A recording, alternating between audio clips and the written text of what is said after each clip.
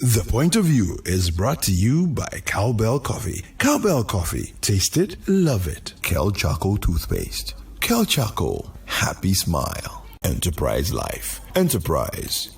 Your advantage. Bell Aqua Active. Bell Aqua Active. Stay true to originality.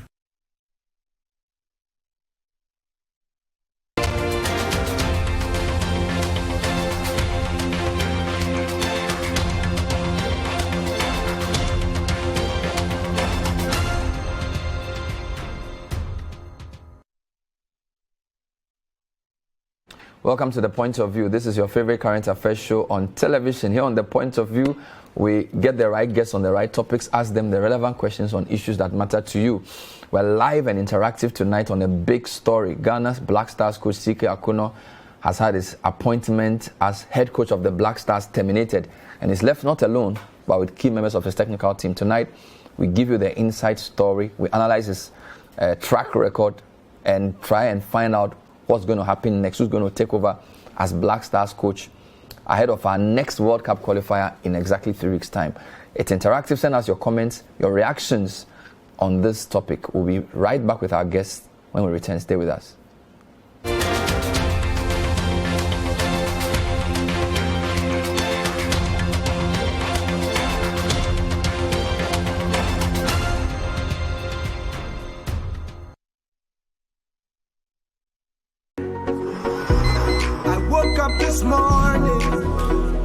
Nothing wakes me up better than a cup of cowbell coffee.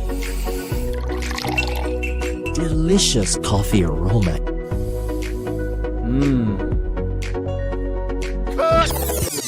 How can you forget your lines again? I'm sorry, sir, just that it tastes really good. Cowbell Coffee! Enjoy the delicious creamy coffee taste of 3-in-1 Cowbell Coffee. It's a beautiful day. Waiting. Cowbell Coffee! Taste it, love it. This advertisement has been vetted and approved by the FDA.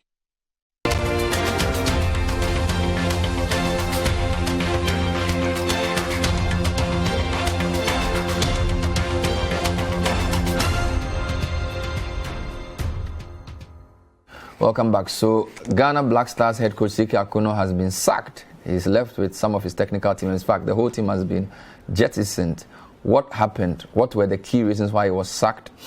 Where does that leave the Ghana Black Stars, and who's going to take over? That's what we're doing tonight. It's a sports show. I have a very interesting lineup of journalists in studio. Head of sports at City.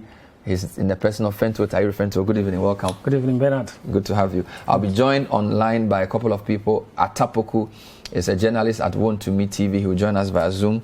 Later on, Chris Nimley as well will join us, and a few other people as we try and get to the bottom of this interesting developing story. This happened a few hours ago. How did you hear of this? I was basically on my desk, and then, because I have the GFA Twitter notification, so every time something pops up from there, you look, and it pops up like, CK has been sacked. So the GFA issued a statement? They did. What did they say in the statement? So the statement basically said that they had taken the decision to sack CK after considering 2 reports, one from the Black Stars Management Committee and one from the GFA's own technical committee on the 2 games that CK played over the last international break, i.e. the game against Ethiopia and then the game against South Africa. And they decided that the results from those matches and the study that the report that they got from those 2 games were very unsatisfactory, and that they needed to go in a different way other than CK. So that's why they've taken that decision. And the statement also goes on to say that they had put together a 3-man committee and given them just 72 hours. 3 days. 3 days to replace CK or find CK's replacement. We'll come to all of that. Let me find out from Atta Poku whether he was surprised about this. He's with Want to Me TV. We know Kumasi is a huge market for football. Atta Poku, good evening. Thanks for joining us. Good evening, Bernard. Thanks for having me. What was your reaction to this? Was it a surprise to you? I wasn't so surprised. When I got the news, I just said, yeah, there we go again. Black Stars have gone full cycle. For me, Bernard, the funny thing is that over the weekend in Kumasi, Reverend Victor Kusibuaten had an event here. and a lot of the top brass in government came there. Two very top people in government came to me and said, you guys want CK Akonnor sacked? Fine. We all know he's not doing well. So if we sack him and we ask you to suggest 2 local coaches and 2 foreign coaches, whom do you have in mind? There and then I knew there was trouble looming. So you had the filler over the weekend and you kept it to yourself? Yeah. It was coming. It was coming. What was the reaction in Kumasi to the news? People are not surprised because Kumasi is not ready not to have the World Cup again. And they feel that with the reopening of the Baba Yara Sports Stadium, a lot could be done to salvage the Black Stars quest to get to Qatar 2022. But people are just not impressed enough with the work of CK Akonnor in Kumasi. And they believe if we really want to qualify for the World Cup, then we have to pull the trigger and pull it now. I'll come back to you. Thank you. Fentuo, was CK Akonnor's appointment itself a surprise? Let's trace our way. When was he appointed? Just walk me through how you got to hear that news and whether this was going to happen, looking at the way he was appointed and the kind of expectations they had of him. Yeah, so, basically Ghana went to AFCON 2019 and failed. To many, the failure was spectacular. Round of 16 exit, it had never happened in 7 previous AFCONs. So, once Kwesi Appiah was kicked out of that competition, in that stage of the competition, his position became untenable. And so when he came back home, June, July 2019, the search was already on for a new head coach. It lasted till December, and then he was let go. CK Akonnor was then appointed. Obviously, CK wasn't a very popular choice, especially from insiders at the GFA, mostly because the guys at the top brass of the GFA they have an affinity for foreign coaches. So left to them alone, CK Akonnor probably would not have been the head coach of the Black Stars team. But CK got the job mostly because of all of the political maneuvers that happened prior to that. The president was keen, reportedly, on a local coach. And so they looked at the local terrain. Kwesi Appiah had already had his tenure. Maxwell Kunodu had his tenure as well. The one person that was also in the running to become the new head coach of the Black Stars at the time was Kwesi Appiah's assistant, Ibrahim Tanko. But Ibrahim Tanko lost out on the job and CK was subsequently given the job. Now, once CK got the job, obviously he came in with a little bit of experience. He had been with Hearts of Folk before. That didn't work out too well. He was fired. He had coached 11 Wise in secondary. Then he had coached Kotoko. He had coached Ashanti Gold, helped them escape relegation. Before that, he had led Dreams FC to promotion to the Ghana Premier League twice. And then, of course, with Kotoko, he won the normalization committee competition. So there was a little bit of experience, but there was this bit of feeling among football journalists that perhaps this was a coach with potential rather than a coach with absolute top-notch technical ability to take charge. You say the president wanted a local coach. Yes. Is it fair to call CK Akonnor a local coach? He played in Germany. He was captain of Wolfsburg. Yeah. I think he got his license in Europe. Germany is one of the best. The best coaches in the world today are German coaches. They are. Hansi Flick, Jürgen Klopp. I mean, the coach of Joachim Löw. Yeah. So why do you describe him as a local coach? I think local here has to be contextualized. Local here being one of our own, a Ghanaian coach. So basically, I think that is the context you have to look at it from, that he's a Ghanaian. So instead of looking at the context of just competence, irrespective of color, there was that specification that the coach needed to be Ghanaian. We needed to show the world and the rest of Africa that we're capable of managing our own affairs, if you like. So we chose one of our own, and that was CK Akonnor. And we know for a fact that from speaking to insiders at the GFA that if they had their own way, CK Akonnor definitely would not have been their first choice to lead the Black Stars. But you mentioned the fact that he had played in Germany. Yes, he did. But CK Akonnor's coaching in Ghana, for example, where he had previous experience, to try and show the entire country what he had learned in Germany, what his real credentials were. a lot of his things were quite problematic. You remember in Ashanti Gold, even though he led them out of relegation, he was fired, mostly because of attitudinal problems. You remember they said he was doing panditry when he was supposed to be coaching the team, so they suspended him, then they sacked him. You look at his tenure at Dreams FC, of course, that went well because he got them promoted, then they got demoted, and then he was leading them back to promotion when he decided to leave the team halfway into the season to go and help his former club Ashanti go escape relegation. At Kotoko, CK had his own problems. Of course, he led the team to the CAF Confederation Cup group stages of the competition. They didn't qualify out of the group. Then they won the normalization committee competition, and then eventually he was fired. There were lots of other issues. He was replaced by a man that was supposed to be his technical director in the end. So he's had a troubled, if you like, coaching life. He has had a very troubled journey. No problem. Let me talk to Christopher Nimley. I'll come back to you and Atta Poku. Chris Nimley, thanks for joining us. Chris Nimley is a coach, a teacher, and also one of the analysts on City. Coach, thanks for joining us. Good evening. Good evening, my boss. How are you guys? I'm very well. Numo, people say I should ask you your reaction to this. What when you heard that CK had been sacked, what was your key reaction? To be honest with you, the reaction was one of sort of a double feeling. In one way or the other, I was shocked. In the other way, I would say I saw it coming. Because to be honest with you, under Sika Akonnor, the manner in which we've gone about our business, when I say we, I'm including the Ghana Football Association in this. I'm not going to say anything to exempt them. They know they are partly to be blamed for the so-called failure of the man. Look, the man, tactically and technically, based on the competition he finds himself in, he hasn't failed. Because we've played only 2 games. We are not topping the group. But the standings of the group, we are just 1 point off the leaders. And that was an away game. Under Sika Akonnor, I would have thought that they should have sat him down, spoke.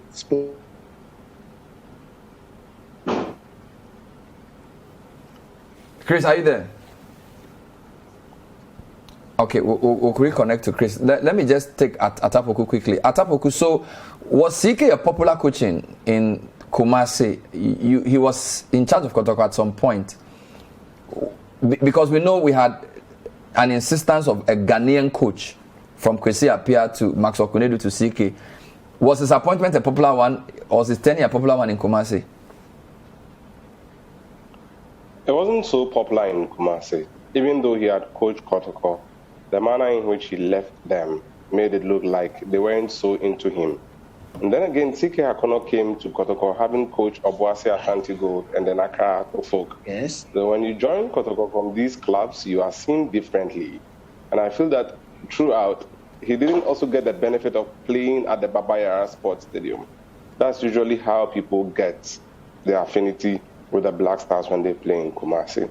Then he replaced Kwesi Appiah, who was very popular with the locals here in Kumasi because of what he has done in Kotoko and his continuous affiliation with the locals. Whenever he's down, he's with them.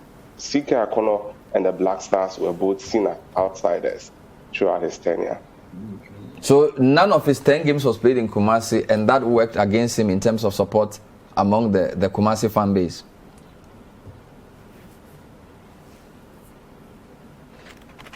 All right. Okay. So let me go back to Chris.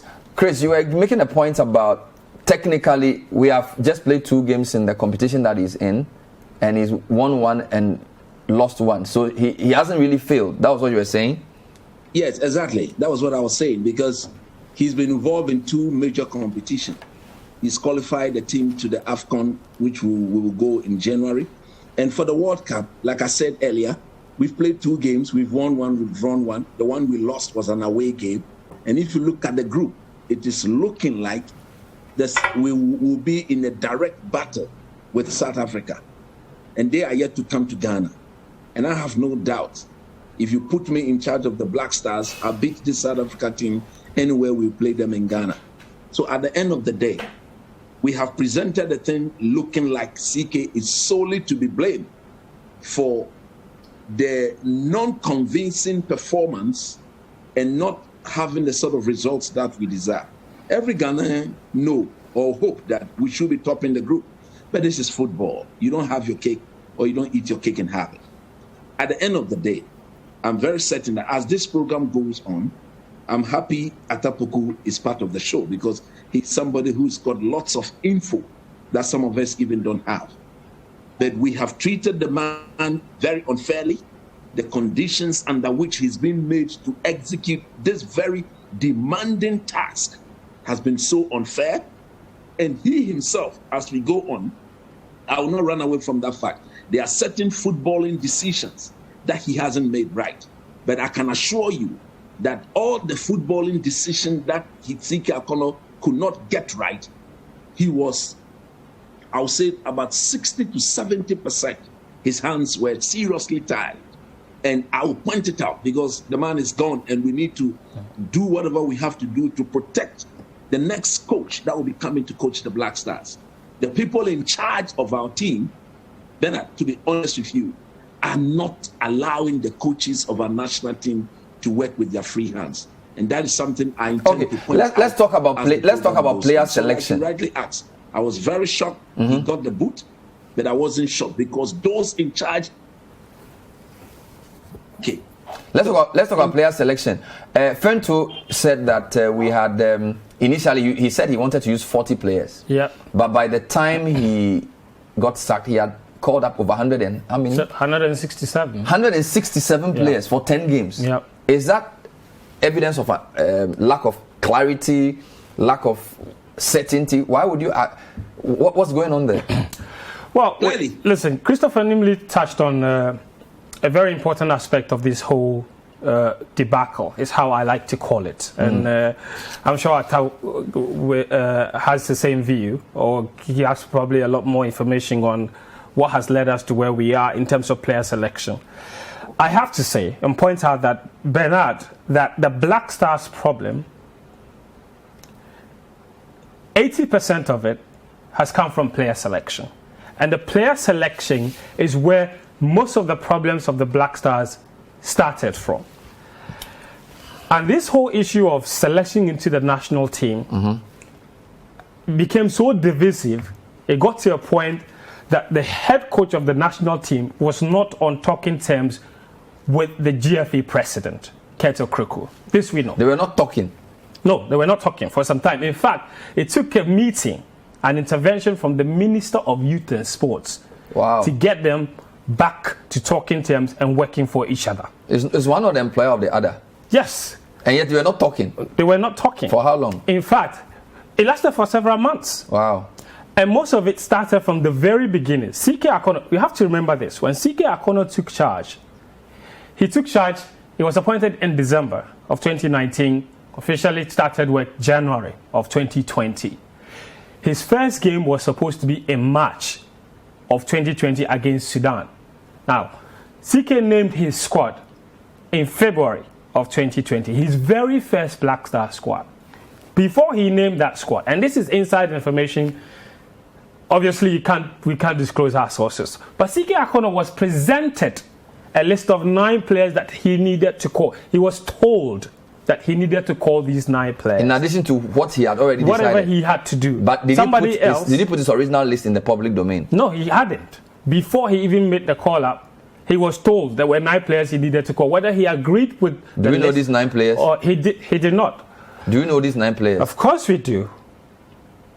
Can Eventually, you mention their names? Eventually, Tsike Akonnor invited 3 of those players. Of the 9. Let me see if Atta Poku can corroborate this. Atta Poku, I'll come back to Chris. He's Fentuo is basically saying that the major issue with Akonnor's player selection. Do you agree? Do you have any more insights on this? That he was given 9 players to call up? I so agree.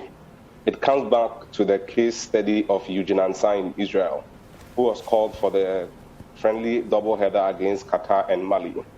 At the naming of players for those friendly matches, Tsike Akonnor waxed lyrically about Eugene Ansah and that he was going to use him and all that. He went to Turkey, he never used him, came back, went straight to Augustine Ayonfo, cried on him and told him, look, this Eugene guy, I've never seen him before. I don't know him from anywhere. But I had to go and say all these things, and I couldn't use him because at training, I just found out he doesn't cut it. He was not good enough. Eugene Ansa's story sticks out. So who asked him to call Eugene Ansa? Well, he had been accused by people within the FA of using a friend of his who is a player agent to make selection based on the person's agency. Yeah. So the people within felt that, look, we cannot spend all this money on Black Stars for you and your friend to use it for our agencies. If that is the way to go, look, we are into this too, and we have a lot of people within. So that's necessitated the talk from the FA president himself that, look, not one person would be allowed to make a list for the Black Stars, and that they had to go through a process. So the management committee, together with the president and then the coach, were doing this. Second case in point is Mudassiru Salifu. When we had issues of COVID with our players from abroad who couldn't come in, he wanted to call him. He told him that, look, but you've called enough Kotoko players already. Why would you want to add him too? The management committee chairman, went in pleading that, look, if Mudassiru is good enough, you should let him come. The president insisted, and they had to take Mudassiru's name off. So he was never a man of his own? Never. Bernard, never. He's never been. And that's why, out of frustration, he kept on talking to his close friends about how he was being handed out. Outside, people felt, look, Sika Akonnor is close to Kurt, but within, like Fentuo just alluded to, the relationship had deteriorated to the point where there was absolutely nothing he could do. We have a player who was part of the under-17 and under-20 called Najib, who is playing in Poland. He wanted him in. He told him to get him out and then bring Philemon Barfor. So Philemon Barfor is with the team. He's a right back, but we call for Tau to come and play when we had issues with COVID after the game against Ethiopia here when we were going to South Africa. So it's very tough, but selection is the biggest reason why Sika Akonnor has to take the walk. But shouldn't we blame him for this, the coach himself? Because which coach worth his salt to be taking instructions about who to select? And I think this point has been made before, that if Sika Akonnor trusted in his own abilities, he probably should have walked the moment he realized that people were interfering with his selection. But he himself is not absorbable from the blame. That is why a lot of people felt he couldn't walk away, because like Colin said, there were allegations that he himself was being influenced by other agents who were asking him to put in his players, and so the GFA felt that if they left it to him alone, he wouldn't, he wouldn't make the selection process fair, because he would have been influenced by too many of his agent friends. And all of these allegations were flying about, and that's why the GFA felt, and the GFA president, this is no longer an allegation or a reporter's speech. The GFA president himself went on radio and said that the era in which they allowed the technical team to make team selections or the coach to make the selections unilaterally were over. And really? That now, yes, he said that on radio. And he said now every selection has to go through a process. So when CK brings his list, the ESCO sits on the list and they take a pen and then they cancel out some names. And they ask him, why is this person here?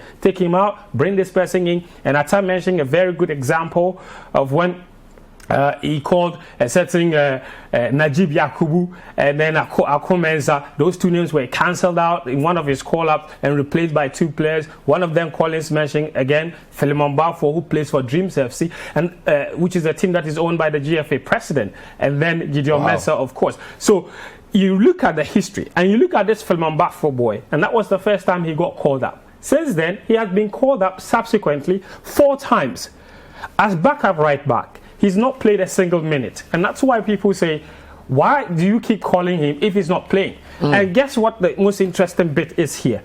Philemon Barfor has been the backup call-up right back for 4 different competitions, for 4 different times. Not once has he played a minute. Now, when the opportunity arose for him to have been fielded, it was when it became apparent that the England-based players would not be able to travel to South Africa. So then our first choice right back, who was Andy Adam, was not going to make it. If this guy has been called up 4 times, he must be good. So then it became apparent that, well, if Andy Adam wouldn't be in South Africa, then the most obvious choice would be Philemon Barfor. But once CK realized that Andy Adam would not make it to South Africa, he calls up the Hasslefield captain, So he Fatah Mohammed brings him. It's very clear it wasn't his player. Exactly. We'll take a short break. This is the point of view. We're trying to understand why CK Akonnor was sacked. We're also going to find out who's going to replace him. My guest, Atta Poku, is a journalist with Kesben FM or Kesben TV. No, Actually, formerly, he's moved to Wuntumi, forgive me. Christopher Nimley is our friendly coach and sports pundit. And of course, Fentuo, Tahiru Fentuo is here with us. City Sports. We'll be back with more. Stay with us.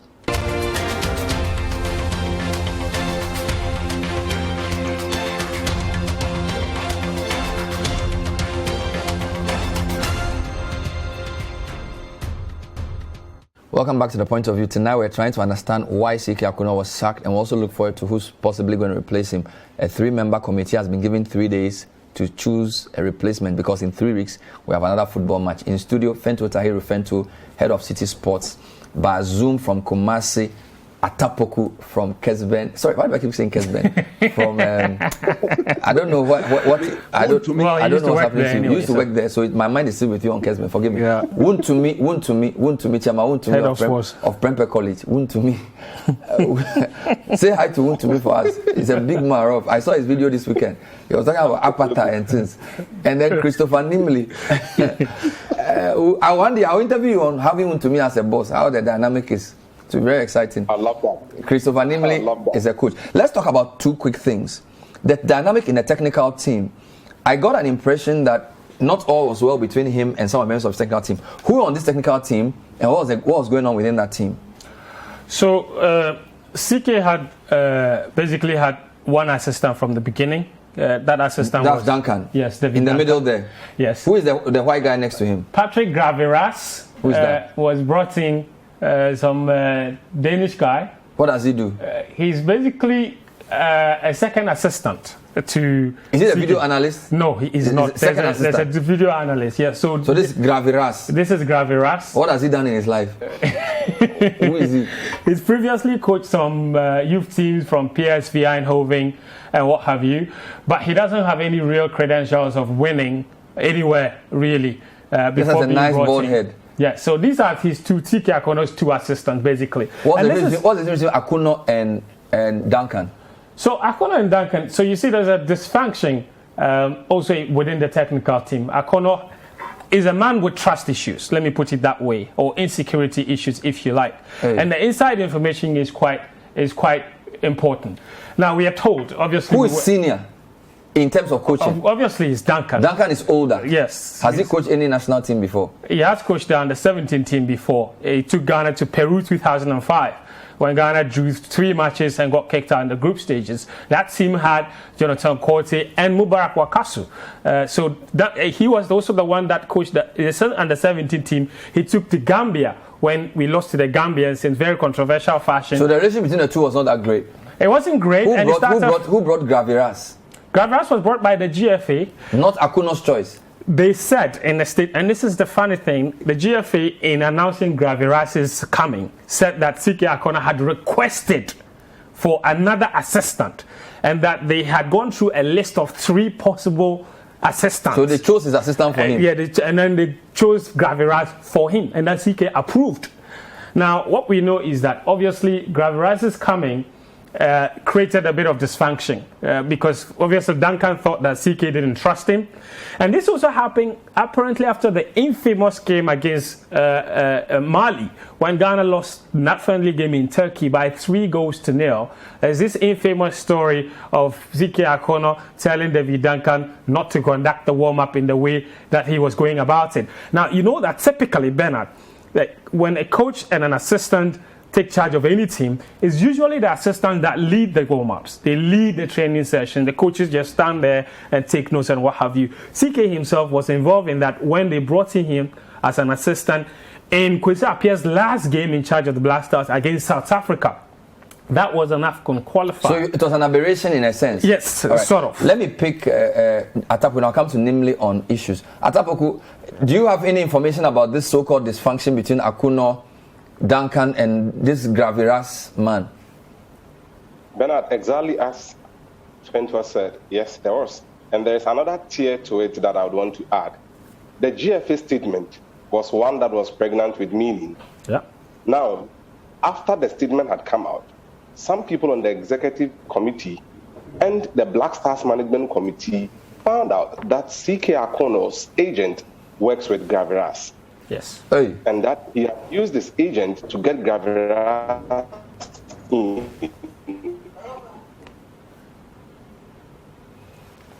So they started suspecting him. The G4-day UEFA Assist program to teach our coaches and other people. The person conducting the training is a German. It was the person the FA wanted to come and help CK Akonnor. CK Akonnor went against their decision and they decided to opt for Graveras. Oh, so Akonnor who chose Graveras, not the FA? No. They gave him choices, so he chose what was available. I see. There were two. The FA's choice was the person who conducted the training for the UEFA Assist. Currently, he's a German, and then he decided to go against him. So from there, they found out things weren't good enough. And it's funny because CK Akonnor told the FA he wanted Duncan. The Graveras slot initially was going to George Boateng, the Ghanaian Dutch international, but he went back to Europe, got a job in the UK, and felt that there was job security there. So the FA was looking at filling the slot, and they felt the German would have been the right guy for them because of his CV. But CK insisted on working with Graveras because he had known him for a while. And then when they found out he knew his agent and he had worked for his agent before, that's when the GFA started to go bonkers with him on the deputy. Coach Nimley, come in. What are your thoughts on this dynamic? Sorry, let me get this for you, sorry. In South Africa, the GFA sent Ibrahim Tanko to go and see Zimbabwe versus South Africa. He submitted a technical report which people within the executive committee felt was very good. The plan was that Ghana should play 2 attackers and push South Africa back.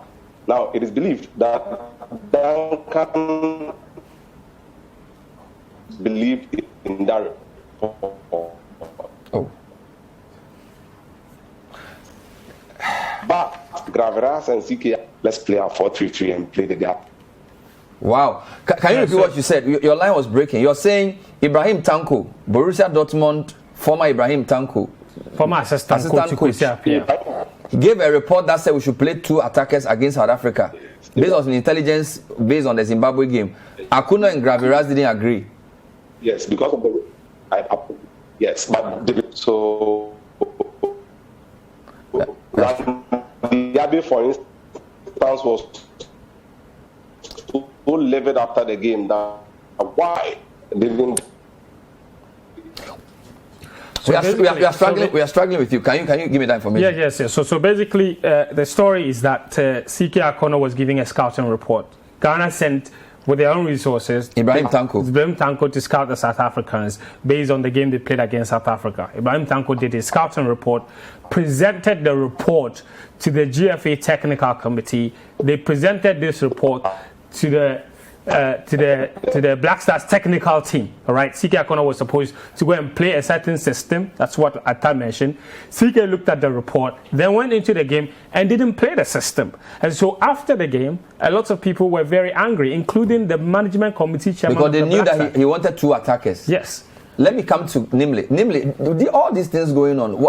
This seems like CK is because of his own downfall, and you are blaming the FA.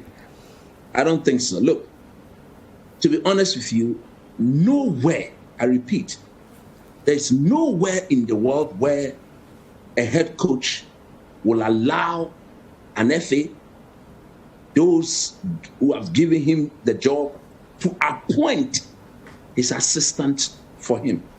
It has happened nowhere. My good friend Fentuo and Atta Poku are aware of what I'm saying. Our way of doing things is completely different. That is why we will continue to suffer the sort of pain we are going through. You have given the man his job.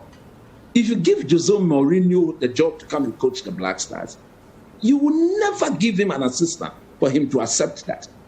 If you give the job to Pep Guardiola or any top-class coach, you will never be allowed to appoint an assistant for that. It is the coach who should be given the sole prerogative to appoint his own assistant. That is the way the job is. Look, when I had my coaching courses in the United States of America, that was one thing I was told. For every coaching section I went or I paid and attended, it was made clear that never should you allow your employers to give you an assistant you don't trust.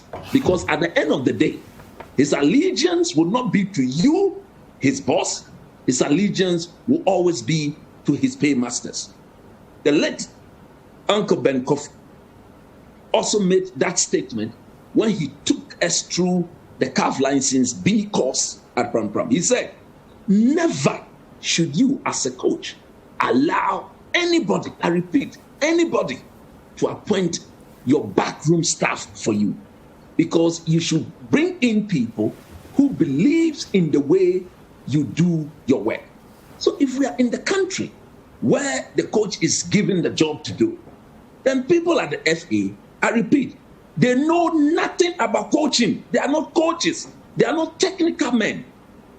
Even in appointing this technical director, then the committee that sat on the applicants or on the CVs to vet and interview, none of them was a coach. There was no technical brain on that committee. No wonder we have a technical director who can look us in the eyes and tell the whole world a third division player who is in Germany qualifies to wear the jersey of the Black Stars.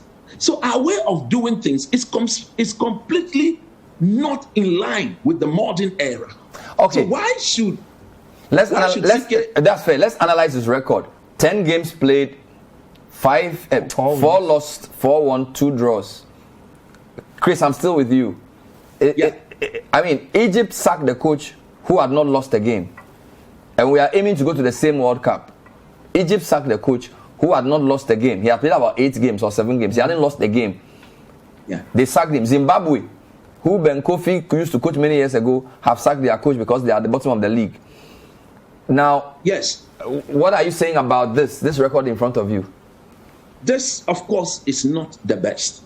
I will not sit here and say this is the best that CK could have done. But Bernard, let nobody run out from the fact that this man was not given the free hand to work.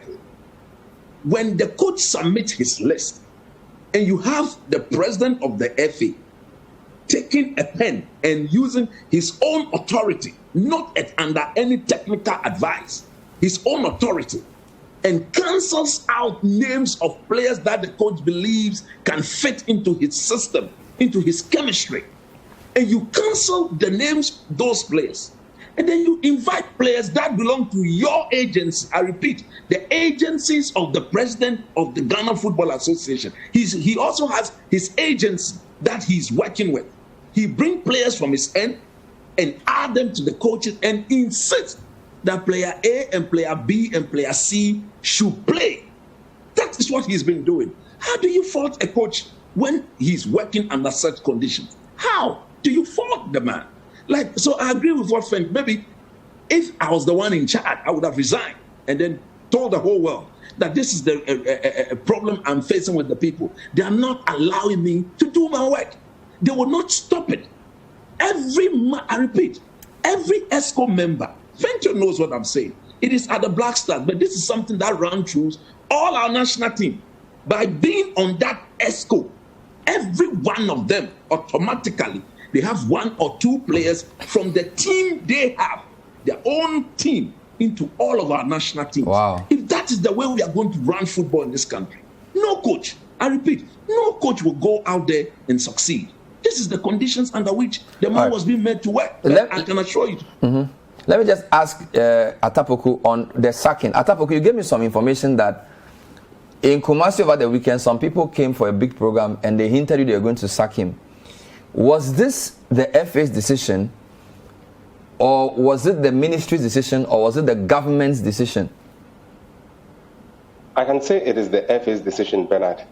The FA made a decision to get rid of CK Akonnor, but they don't have the resources to do that, looking at the remainder on his contract, and then also the fact that they are not a place master. So what they did was to lobby the Youth and Sports Minister, Honorable Yusuf, and then use him to get to the corridors of power at the Jubilee House so that their decision will be rubber stamped by the government. The government wants to be at the World Cup at all costs because it missed out on the first one. And then they feel that if the FA is telling them that a new coach has a bigger chance of getting us to the World Cup, then they will do what the FA wants. Now, the problem is there a shift in the appointment policy? Amongst our circles, myself, Fentuo, and Nimley, we call it Ghana Beyond 8 coaching. Now, if we want a Ghanaian, which Ghanaian is available? This is a big test. Or the government would rather now allow us to go out and look for an expatriate. Is it true that it's the president's decision that the coach must be Ghanaian? It's true. The president wants a Ghanaian coach.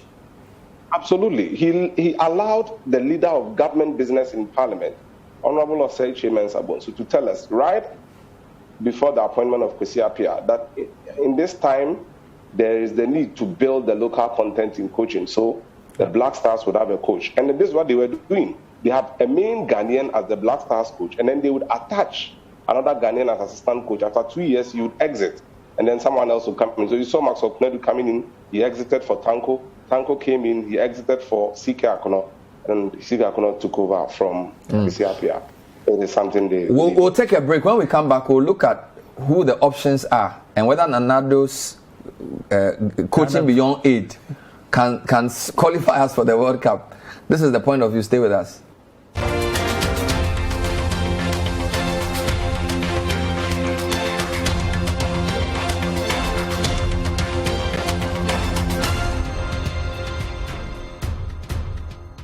Back to now, we're trying to understand why CK Akonnor was sacked. Some very interesting information. Over the weekend, some politicians were in Kumasi and they hinted at Poku and some journalists that CK was going to go. We understand it was an FA decision, but they had to convince the Minister of Sports to get the president to agree. We're also told the president wants a local coach, at least up until now. So since he took over, all the coaches for the Black Stars have been local coaches. They call it coaching beyond 8. Here are some of your comments. Good evening, Bernard. The problem is not the coach. The playing material is the cause. Let's stop blaming CK. This is NBA from Kintampo. CK should be the last person to be blamed. Bernard, this is unfair to sack CK. Now, good evening, Bernard. I've always had my doubts as to whether CK was the man for the Black Stars job. However, I don't think sacking him will bring anything new on board unless the incoming coach is allowed to do an independent work. Whoever is coming after CK might qualify us for the World Cup and the AFCON, but will go and mess things up if the forces governing our football don't allow technical people to do the work. This is from Farouk Insape, man. Mr. Avila, it's sad to hear that a person is hard to coach a team and outsiders have pre-selected 9 of the 23 players. If I were Akonnor, knowing I have a contract, I would have told the GFA to go to hell. Simons in Accra. Bright in Elubo says, politics is destroying every aspect of our lives. Lambert in Dodowa. Good evening, Bernard and panel. Necessity is a matter of invention. It's amazing how quickly you put this panel together for this show. Great job. The sack serves CK right. Why did he accept the second assistant? He should have resigned when the proposal was brought up. More comments. Ghana's issues go beyond coaching. We've been plagued with a lack of identity, poor selection and chaotic practice across the teams and before CK's time. No doubt his performance was unsatisfactory, even considering the challenges, but sacking him is not the solution. Let's talk about who's going to replace him. You have some candidates. Do you know 3-member committee? Who is on a 3-member committee? So there is the vice president of the GFA, Marcado. Randy Abbey is also on that particular committee. And I think the final person, I'll get the name for you. But Atta, do you know who the 3 committee members are? Unfortunately, I also know of Randy Abbey. Randy and the other guy. Okay.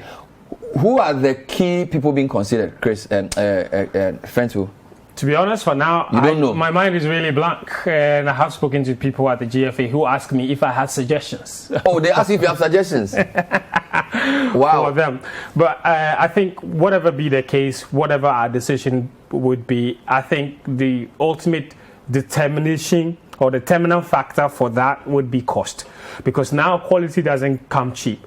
You have to know that the GFA or the CK Akonnor was being paid $25,000 per month.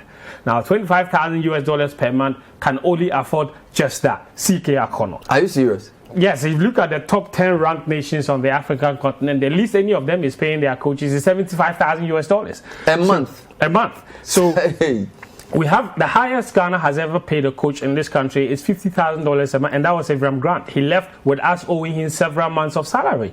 We owed Kwesi Appiah several months. Where is Hervé Renard? Is he coaching in the country? Saudi Arabia. Oil money. We can't take him from them. It's difficult to poach him. If you are pushed to suggest two names, who would you suggest? This is interesting. They have to be Ghanaian. Assuming the president says we still want a Ghanaian. Wow. Or Ghanaian born. Ghana born.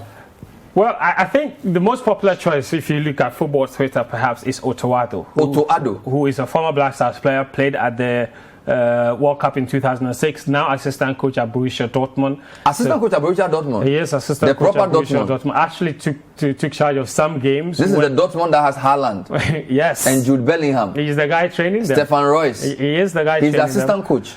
He is the assistant coach there. So of the first team? Of the first team, that's right. So he has some experience, obviously. George Boateng has also been mentioned. Former Middlesbrough. Yes. George is in charge of the Aston Villa under-23 team, also in the UK. George Boateng. George Boateng, exactly. So, wow. Previously, he has spoken of his desire to coach the team if he had the opportunity. I'm not sure what his mind is. So he's considered a Dutch by his... Yes, exactly. He played for the Dutch national team, but he speaks impeccable Chi, grew up here. He speaks Chi? Yeah, impeccable Chi, I have to say. He was on the tracker recently. He was on the tracker recently. Also, Masudi Dramani has been mentioned. He's widely regarded as the most technically astute coach, or tactically astute coach we have in Ghana. I thought he was a Kotoko coach at some point. He was a Kotoko. He won 2 league titles with them. Then he was a coach, assistant coach at FC Nordsjælland, a Danish side, the team that discovered the likes of Kudus Mohammed. So he was coach of Kudus and Kamal Dean. Where is he now? He's now head of football development at Right to Dream, which is the academy wing of he's FC a proper Nordsjælland. He is a proper coach. He is also a CAF coach's instructor. Ibrahim Tanko's name has also been mentioned, obviously, because he was in the running to replace Kwesi Appiah until, again, politics, because he was accused of choking his former boss and what have you. So he's also been mentioned. So he did a technical report that suggested we should play 2. Yes, he did that. Which CK didn't like. Exactly. So these are the 4. These Let's are go the 4 that Addo, German trained. Yes. George Boateng, Dutch. Yes. Masudi Dramani, Ghanaian with Norwegian experience. And then Ibrahim Tanko, Danish experience. Ibrahim Tanko. Yeah. Also with German experience. So let me start with Atta Poku. I'll come to Nimley. Atta Poku, when the politician met you this weekend, he asked you for your suggestion. Did it include any of these 4? Yes, the first local name I mentioned was Ibrahim Tanko. Ibrahim Tanko is the name you mentioned. Yes. As soon as he asked me, I told him, yeah, you could look at him. Because you need somebody who is also in the fiber. You look at Otto Addo and you look at George Boateng. Both of them have not had the experience with the national team. You look at Ibrahim Tanko, he's been with Cameroon as the assistant coach, and I think then he's also been assistant coach at Ghana. But the only issue we have here, Bernard, is that look, until the system behind the coach is straightened, there is absolutely no way we can do well. There's absolutely no way a coach will succeed in this country unless this is done. George, Bernard, you wouldn't like this. You see, we had a residence for the Black Stars coach, which Kwesi Appiah was living in. On the blind side of the government, he's been turned into offices for the technical directorate. So the Black Stars coach has got no place of residence now. The government found out, got angry, and sent Majid Bar of the National Sports Authority to go and find out what was happening there. And the government was aghast. So look, we really set CK Akonnor up to fail. But in getting a new guy, you must set a new guy up to succeed. So you're saying Ibrahim Tanko is the person if you were pushed to the wall, you would select? Staying with the Ghana Beyond 8 coach. Yeah. So are you saying he's the best of the others? Because there's also Otto Addo, there's Masudi Dramani, and there's George Boateng. Are you saying Tanko is the best of the 4? Experience with national teams, I would say yes. And then availability. Otto Addo will tell you he has job security at Dortmund. George Boateng was considered for the second assistant role behind Duncan. He went to Aston Villa and found out the job there gave him security and an opportunity to learn. It will be difficult plucking them off these teams currently. That's my opinion anyway. What about Dramani? He's been very good, but he's seen more as a technical trainer than as a coach now.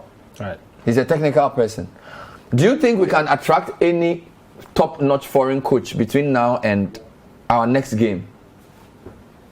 With the money, yes. If we are going to do no more Ghana beyond 8, we can attract. But if we do you know any coach we can attract? Any name comes to mind?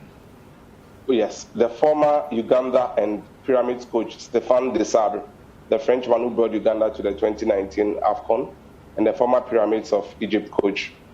He's somebody we should be looking at if we really want to build on. He's a Frenchman, Stéphane Desabre. How much will it cost us?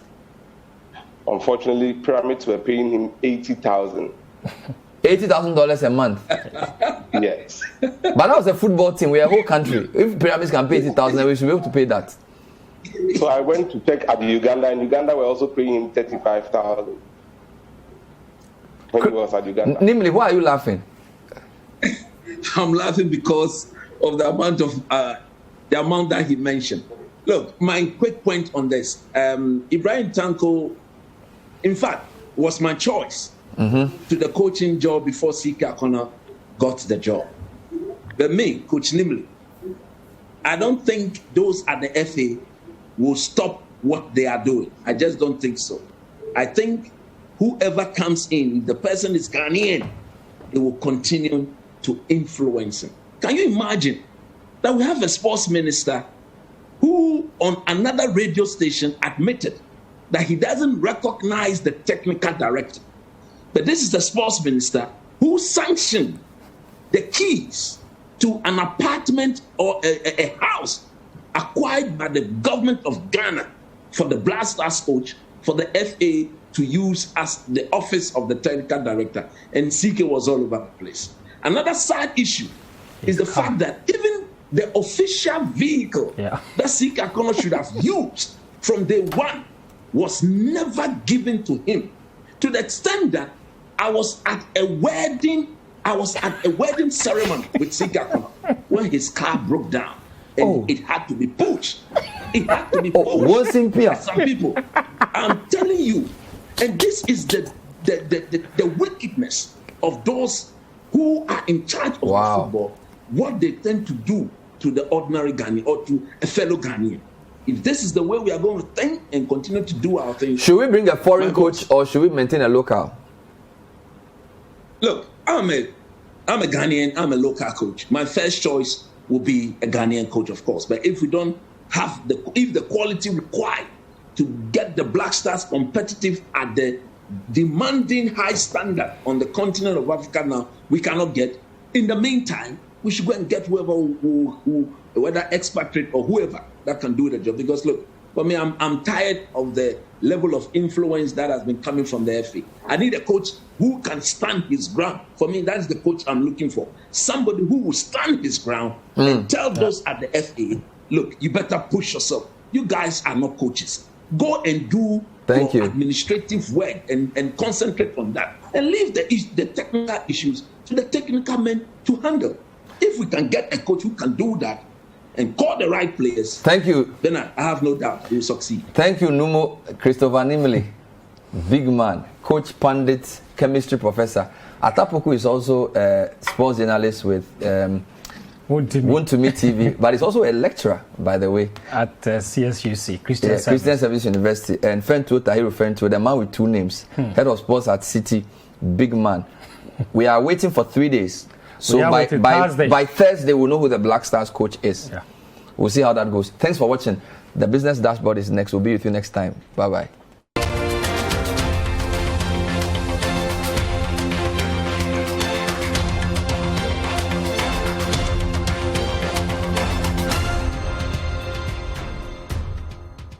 The Point of View is brought to you by Cowbell Coffee. Cowbell Coffee. Taste it, love it. Kel Charcoal Toothpaste. Kel Charcoal. Happy smile. Enterprise Life. Enterprise. Your advantage. Bell Aqua Active. Bell Aqua Active. Stay true to originality.